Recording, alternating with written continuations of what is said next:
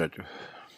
Vamos a ver en forma resumida la morfología del cerebro, o sea, tanto la anatomía o los aspectos anatómicos e histológicos del cerebelo que sean relevantes, sobre todo utilizado como preclase para que en el encuentro que tengamos sincrónico podamos discutir las preguntas que les coloqué en las diapositivas de la preclase. Quiero que el momento sincrónico se agende de esa manera, a través de las preguntas que colocamos allá en la preclase. O sea, que en la medida en que vean las diapositivas, vean el video y lean el artículo, vayan tratando de ir respondiéndose para ustedes, hipotéticamente, esas preguntas. Y tranquilos que ninguna de las hipótesis como tal tendrá la verdad revelada y perfecta, pero entre todos construiremos lo que queremos, que es un conocimiento nuevo. Entonces comencemos con la morfología del cerebelo. Les explico las diapositivas que ya ustedes tienen. Explicándolas, creo que de pronto el que las haya leído las va a volver a leer de una manera más fácil, y el que haya leído y no haya entendido de pronto entenderá, o el que no las haya leído se va a orientar de cómo leerlas rápidamente después de haber leído algo del capítulo o de los capítulos de los libros que tienen la morfología del cerebelo. Ustedes saben que me gusta filosofar imágenes, y en la filosofía de esta imagen era fácil reconocer, para los que ya lo hicieron, de que estaba tratando de hacer una analogía entre cerebro y cerebelo.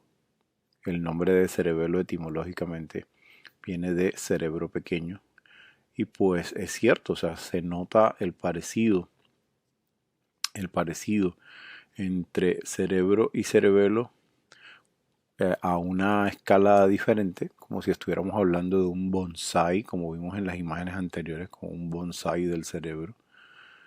En este caso, cuando hablamos de bonsai, decimos bonsai porque, pues sí, cuando uno habla de cisuras, cuando uno habla de surcos, pues acá se ven reflejados también en el cerebelo, e inclusive cuando se hacen cortes, se ve que en la periferia hay, igual que en el cerebelo, sustancia gris y sustancia blanca más central, e inclusive si nos vamos más a fondo, inclusive en la parte central de la sustancia blanca se verán algunas estructuras de sustancia gris que corresponden a lo que nosotros llamamos histológicamente núcleos, que eran conjuntos de cuerpos de neuronas que no estaban en la sustancia gris periférica, sino que estaban de manera central, reunidos dentro del sistema nervioso central.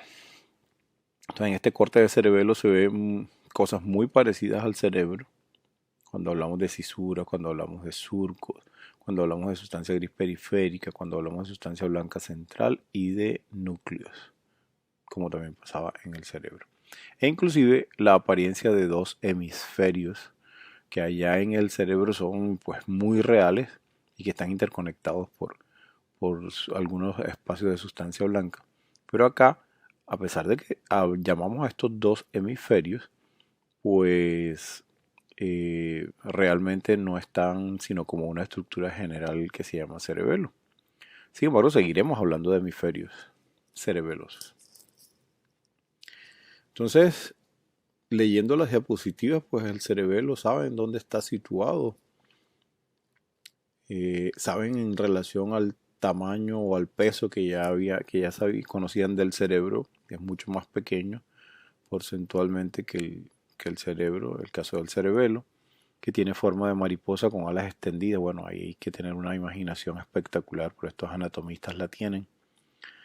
Que la sustancia gris está periférica y sustancia blanca interna, lo dijimos, está presente en una forma arborescente llamada árbol de la vida. Hay que conocer el árbol de la vida para poder entender esta analogía. Y entonces aquí vienen cosas que yo quiero que tengan en cuenta para cuando vayamos a pensar en la clase. Todas estas diapositivas, casi todas, están hechas en base a lo que se sabía del cerebelo, a lo que actualmente se habla en los libros de neuroanatomía del cerebelo, teniendo en cuenta mucho lo motor, como aquella parte de coordinación motora. Entonces por eso aquí aparece todavía coordinada los movimientos de los músculos al caminar, ajuste fino de movimientos voluntarios, corrige errores en la ejecución del movimiento. Entonces, aquí en esta imagen se ve muy bien el cerebelo y el cerebro, la ubicación como la describió la diapositiva anterior y también el parecido para poder llamar cerebro pequeño. Todas estas imágenes siguen mostrando no solamente ahora el parecido entre los dos, sino las conexiones que nosotros vamos a tener en cuenta entre ellos dos. Y muchas conexiones se conocen y las que se conocen son o han sido siempre al disecarse y con los métodos que se tenía de observación, han sido siempre relacionados con la parte motora o con la parte del equilibrio cuando mucho. Pero cuando lean el artículo, después que vean esta clase, se van a dar cuenta que hay necesidad por ciertas cosas que ya sabemos, o sea, por nuevas técnicas de imagen que tenemos y porque alguien ya desde hace rato venía diciendo, pero si el cerebelo tiene porcentualmente mayor cantidad de neuronas que el cerebro, yo no creo que el cerebelo sea simplemente un coordinador motor y de equilibrio.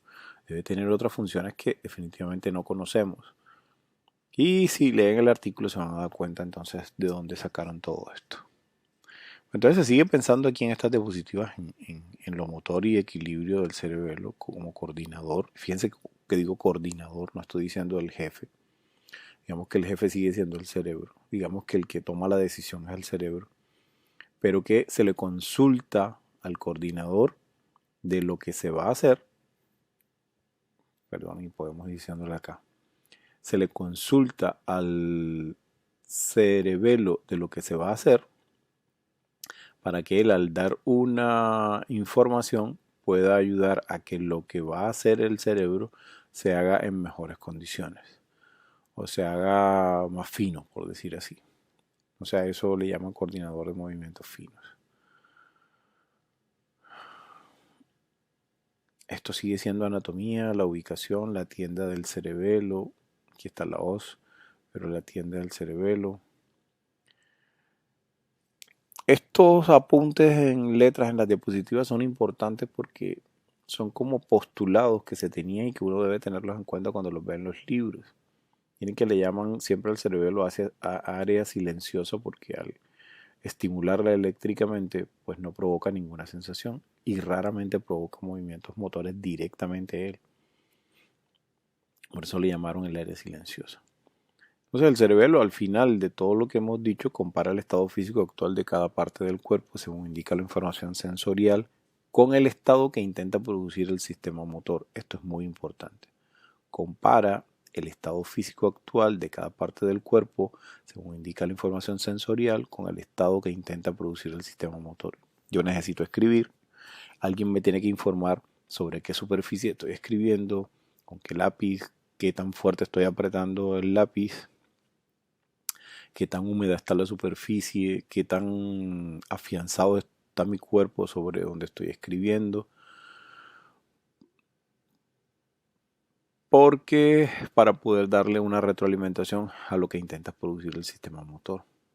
Si los dos se comparan favorablemente de manera instantánea, se transmiten señales correctoras adecuadas hacia el sistema motor para aumentar o disminuir la actividad de músculos específicos. Eso creo que se entiende. Así que el cerebelo no toma decisión, pero es como si le consultaran, voy a hacer tal cosa, él revisa la situación de donde vas a hacer lo que vas a hacer, la actividad y de cómo vas a hacer la actividad y te sugiere al sistema nervioso central, le sugiere al cerebro cómo hacer la actividad o cómo corregir la actividad que está haciendo. Ya esto lo habíamos visto, que era el cerebro pequeño, que está lleno de pliegues y cisuras. Incluso, sí, es verdad, podemos encontrar nombres muy especializados para todas estas cisuras, pero no es de nuestro objeto de estudio. Pero esa cantidad de nombres que le damos tiene mucha relación con lo que le damos al cerebro.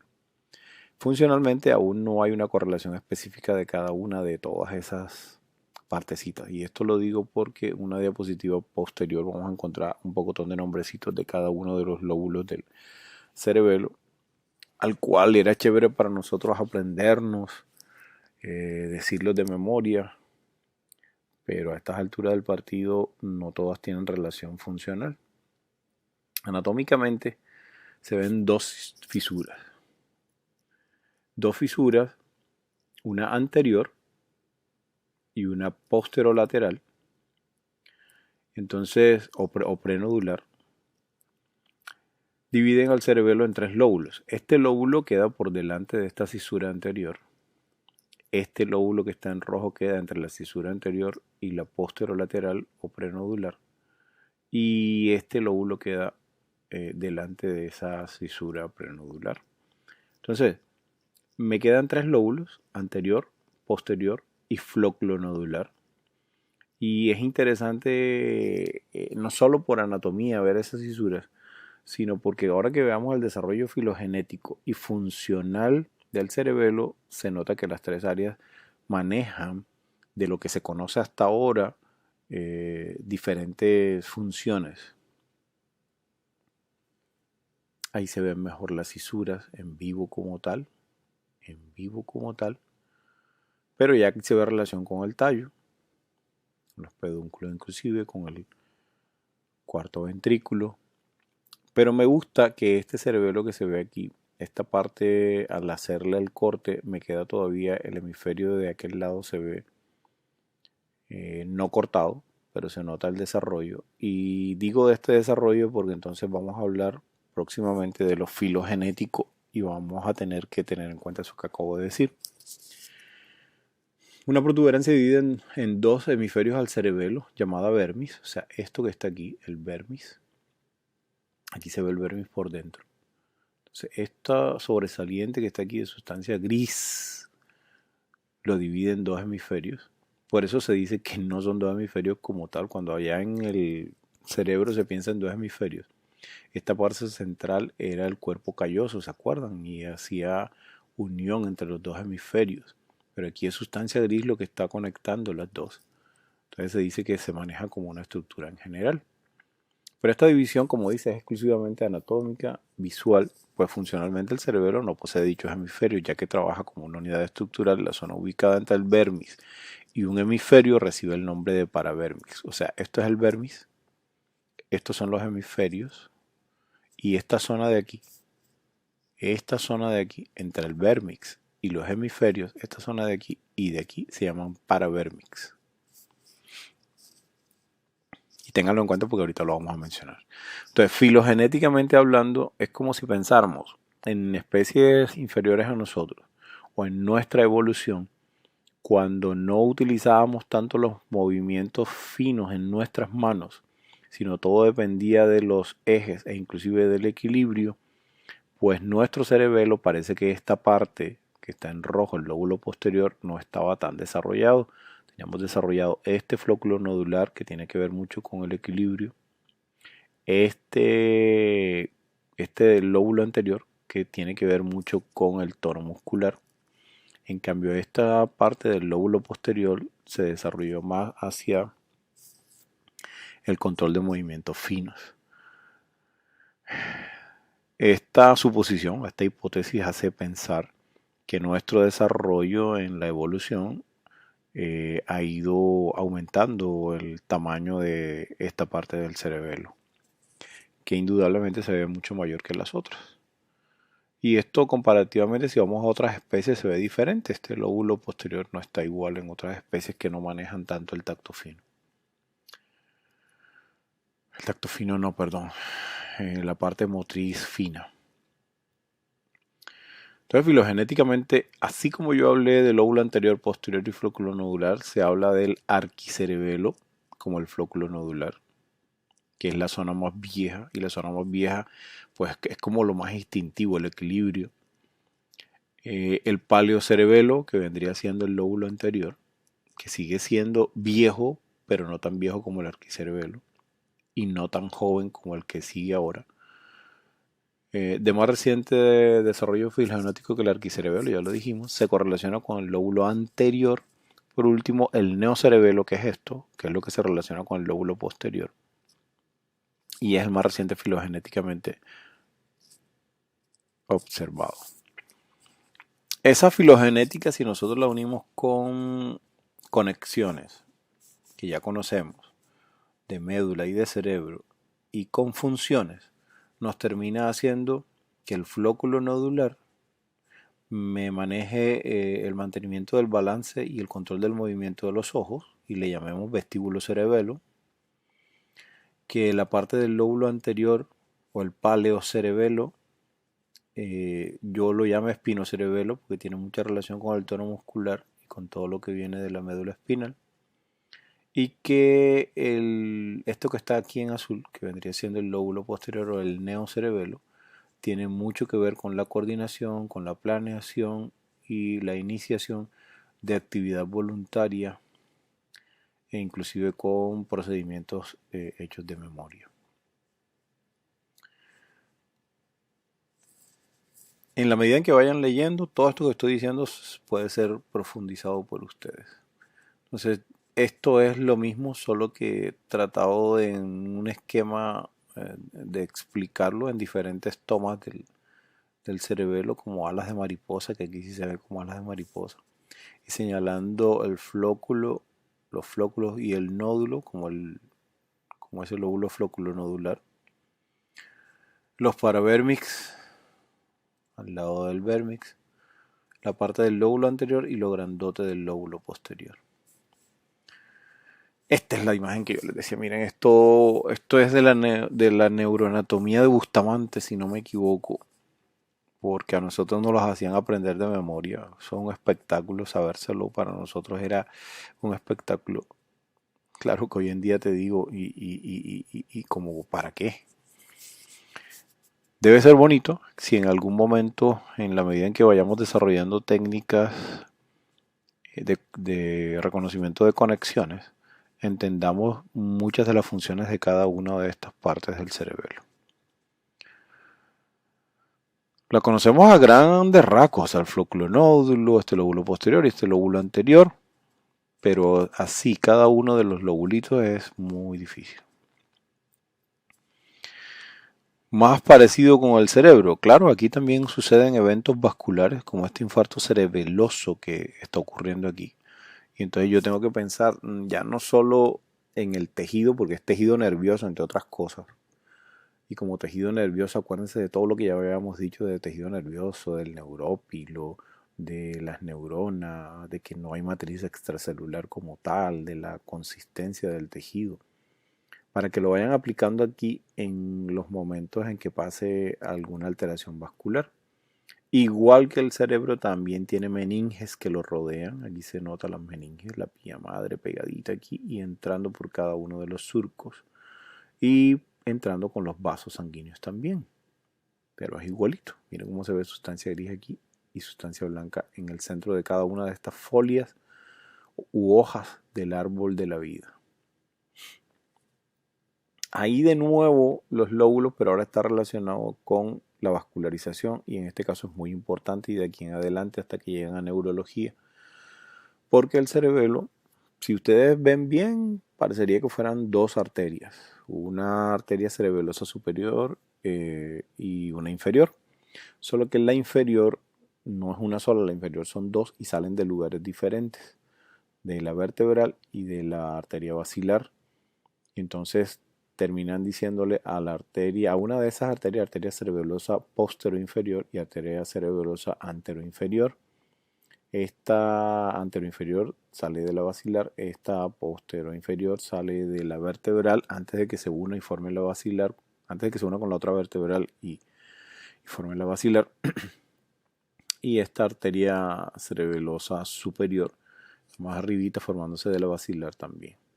Pero entonces esto es importante, los territorios, reconocer los territorios, porque en la medida en que funcionalmente nosotros entendamos el cerebelo, cuando veamos problemas cerebelosos, yo voy a suponer que arteria le puede haber ocurrido alguna alteración.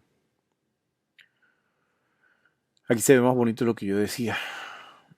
Aquí venía una vertebral, se va a unir con la otra vertebral acá y formar la basilar. Pero miren de esta vertebral cómo sale esta pica, o arteria cerebelosa posterior inferior. En cambio de acá de la basilar va a salir la AICA, la arteria cerebelosa anteroinferior,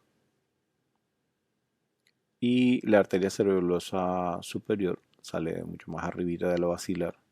Pero entonces cuando ya yo sé que esas tres van a irrigarme el cerebelo, yo vuelvo acá y noto entonces quién estaba irrigando cada una de esas. Miren que la AICA, que era más anterior, está más relacionada con lo que ya habíamos entendido de quién estaba más anterior en el cerebelo, que era el nódulo, el flóculo el lóbulo flóculo-nodular. Mientras que la pica estaba más hacia el posterior y hemisferios, y la cerebelosa se iba más hacia el lóbulo anterior. Bueno, todo esto tienen que revisarlo mucho más a fondo.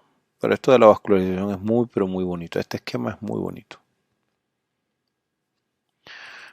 Histológicamente, todo eso que dijimos, y ahora viene la gracia de todo el cuento, y es que esas hojas del árbol de la vida, cada una de estas hojas, o folias que le llaman en el libro, llevan consigo lo que ya habíamos dicho en cerebro también, que era sustancia blanca en el centro, es todo esto rosadito se llama sustancia blanca, y ya saben por qué se llama sustancia blanca, o sea, desde fundamento deben saber la diferencia entre sustancia gris y sustancia blanca. El profesor que le haya dado tejido nervioso en fundamento debe haberle recalcado eso.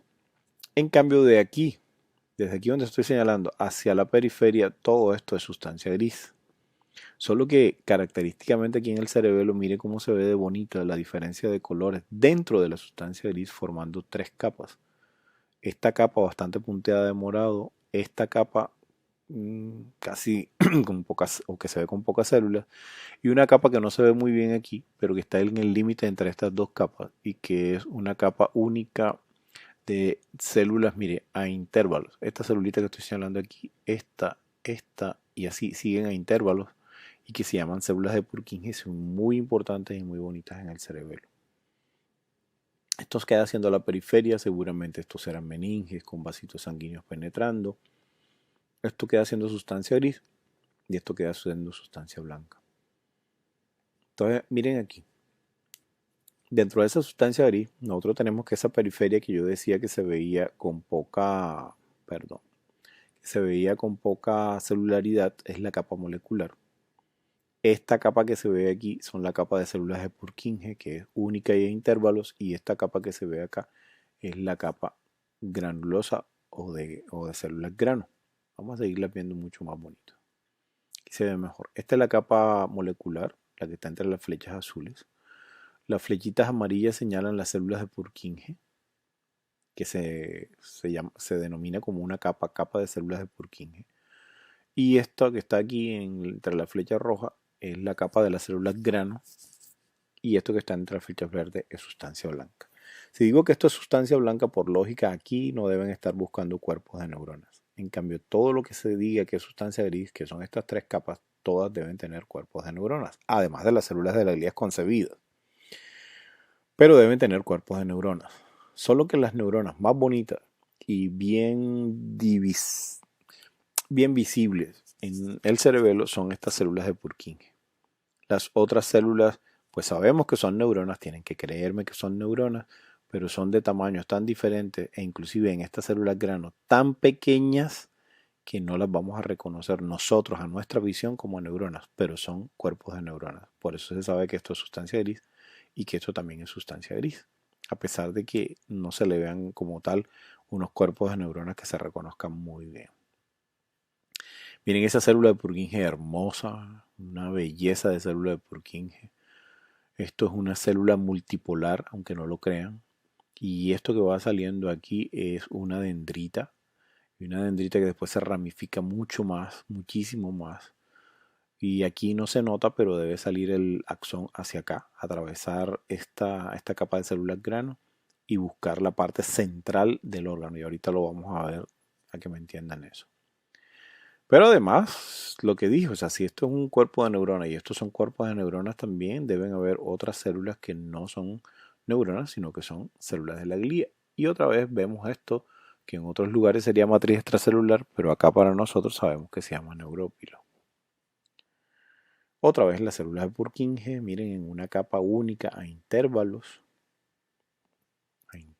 aunque aquí hay cuerpos de neuronas, no se notan como tal, como aquello y que citoplasma, núcleo y nucleolo y los cuerpos de Nils.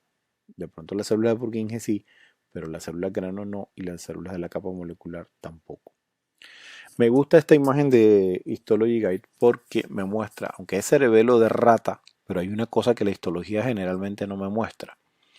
Y es que este cerebelo es tan parecido al cerebro que tiene tanto la sustancia gris periférica y la sustancia blanca central, como en la sustancia blanca central también tiene unos núcleos. O sea, si estos son núcleos por el donde se hizo el corte, si estos son núcleos, yo debo observar ahí cuerpos de neuronas. Vamos a ver si es verdad. Ahí hay cuerpos de neuronas. Vamos a ver si es verdad. Esos son cuerpos de neuronas. ¿Dónde estaba? Estaba ahí y estaba aquí. Entonces, eso se presta para que yo piense que si las células de Purkinje estaban aquí, miren, aquí entre estas dos capas, entre la molecular y la de la granulosa, y saca su axón por aquí, el axón de ella corra por esta sustancia blanca y tenga que llegar aquí a hacer una deferencia intracerebelosa y conectarse con su correspondiente núcleo, porque ahorita verán o anatómicamente saben que hay los núcleos del fastigio, el núcleo globoso y el emboliforme, que son los del interpósito, y los núcleos dentados, que son más periféricos. Y cada uno de estos núcleos tiene mucho que ver con las funciones que habíamos dicho. Los núcleos del fastigio del techo están más relacionados con el floculonódulo y con el vestíbulo cerebelo, mientras que los núcleos del interpósito están más relacionados con el espinocerebelo y el núcleo dentado está más relacionado con el neocerebelo o con el lóbulo posterior como tal del cerebelo. Pero miren qué bonito se ve ahí, ¿cierto? Los núcleos.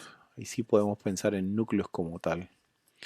Estos esquemas me encantan porque si esta es la célula de Purkinje, esta negrita que aparece aquí, por primera vez pintaron algo de color que tuviera muy buena función. Esta célula de Purkinje es muy importante, además de que es bonita, toda simpática, elegante, la que más se ve en el cerebelo. Es muy importante porque las aferencias que llegan al cerebelo llegan, pero necesitan que en algún momento se conecten con la célula de Purkinje para que la célula de Purkinje sea la que decida, miren, la que decida a inhibir o a activar el sistema de núcleos intracerebelosos como tal. Este axón debe ir a donde decíamos ahorita, a uno de los núcleos de la parte central del cerebelo, para de ahí dar la recomendación, salir como eferencia extracerebelosa y dar la recomendación al resto del sistema nervioso central, que ya en las aferencias le había dicho lo que iba a hacer y que en las aferencias también le habían informado de manera sensorial lo que estaba pasando en donde se iba a ejercer la acción. Todas estas conexiones como tal deben revisarlas desde la histología en esquemas o en mamarrachos. Pero al final, de acuerdo a sus conexiones, se delimitan tres subdivisiones funcionales: el vestíbulo cerebelo, como habíamos dicho, el espinocerebelo y el cerebro cerebelo o ponto cerebelo. Esto recuerden que es como cuando hablaban en médula de fascículos, de cuando le están hablando de los dos nombrecitos, están hablando de las conexiones.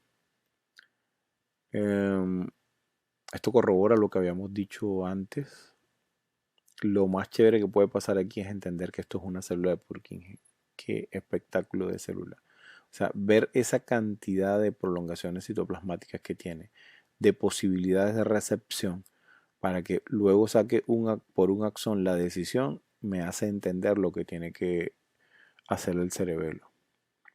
Con el ejemplo que puse de cuando voy a escribir y la superficie y todo el entorno para poder escribir. El control que ejerce entonces el cerebelo sobre las funciones motoras es siempre homolateral, es decir, que cada hemisferio cerebeloso controla la mitad correspondiente del organismo. Y ojo con esa palabra controla, porque a mí me suena a muy prejuiciosa, o sea, como si fuera el que manda. Y ojo con control, porque ahí lo que quiere decir control es coordinación.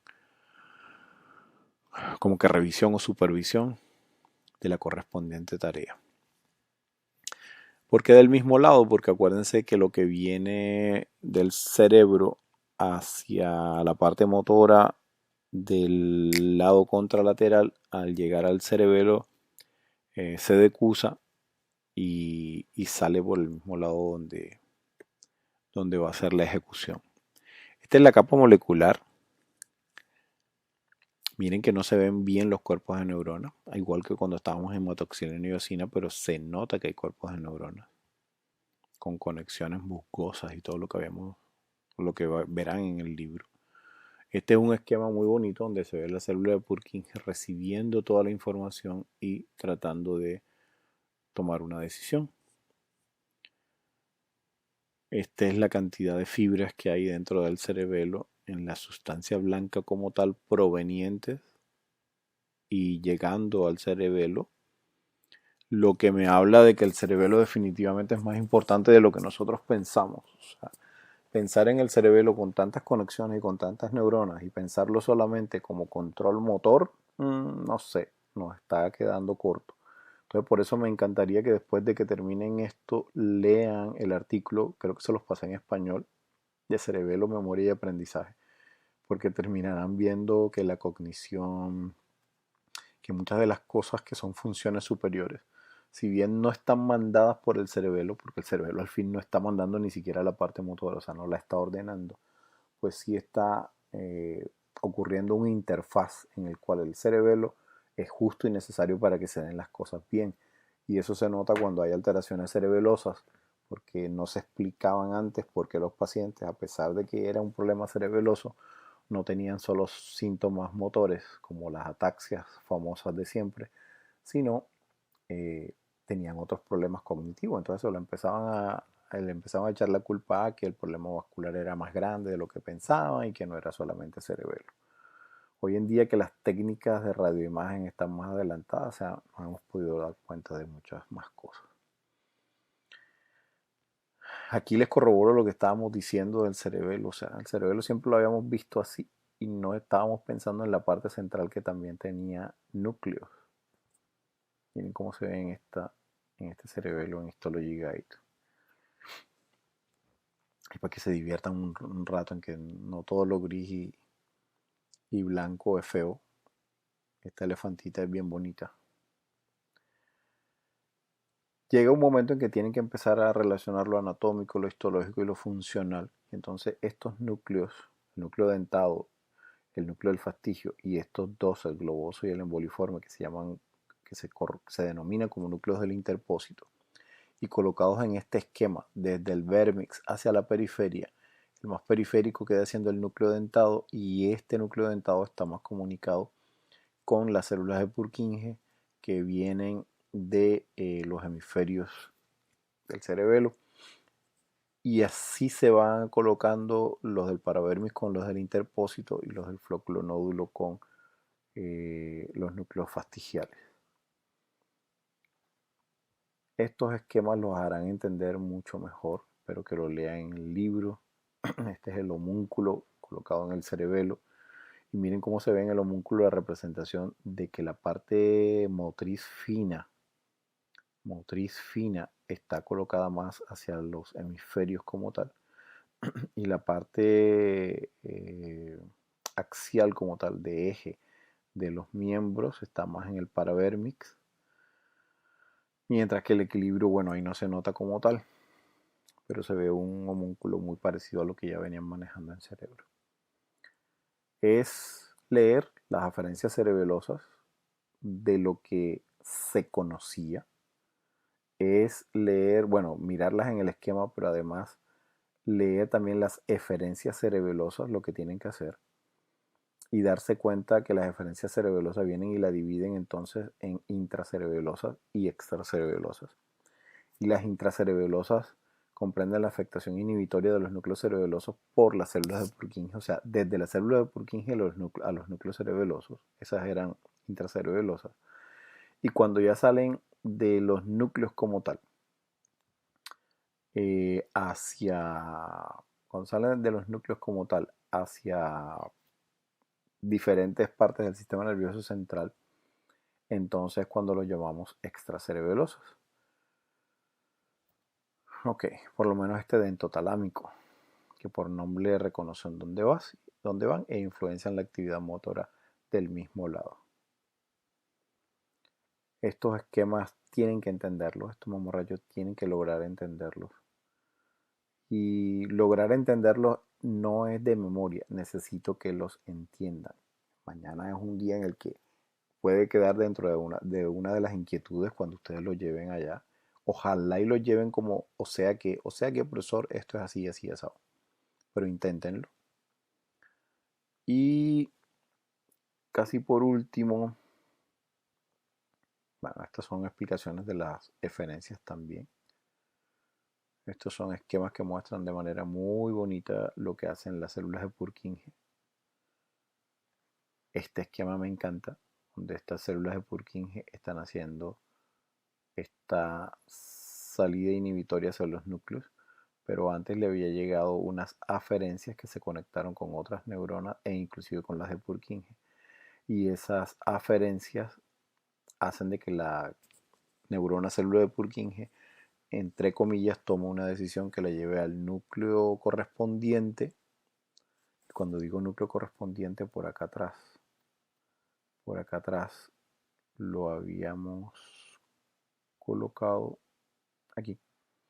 Las células de Purkinje del vermis se proyectan hacia el núcleo del fastigio. Las del paravermis lo hacen hacia el núcleo del interpósito y los de los hemisferios hacia el núcleo dentado. Ok, vamos por aquí. Y ya vienen afecciones al cerebelo. Espero que intenten entenderlas. No necesito que se las aprendan. Estos son simplemente aplicaciones de lo que van a ver en neurología y que van a tener que haber entendido el cerebelo para poder pensar que eso pasa y diferenciar inclusive un temblor de origen cerebeloso y un temblor de otro origen, viendo estas alteraciones, e inclusive entendiendo por qué camina así el que toma trago o el que ya está en cierto nivel de alcohol, y las diferentes formas de ataxia. Muchísimas gracias, jóvenes.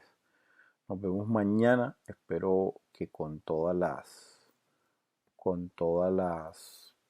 posibilidades hipotéticas que tengan de responder las preguntas que les hice. Quiero que vayan con todo el cariño del mundo a decir lo que saben y lo que no saben. No hay nada perfecto. Mañana en una hora vamos a tratar de elevar el nivel de lo que sabemos del cerebelo. El cerebelo, si lo estudiamos del libro, nos quedamos como 20 años atrás. El cerebelo, si leen ese artículo y se dan cuenta de lo que falta por saber del cerebelo, los pongo por lo menos en el 2020, para que ustedes en el 2025, 2030, cuando vayan saliendo más cosas, queden cerquita de poder entender. Así como nos pasó con los astrocitos, ¿recuerdan? Entonces, muchísimas gracias. Nos vemos mañana.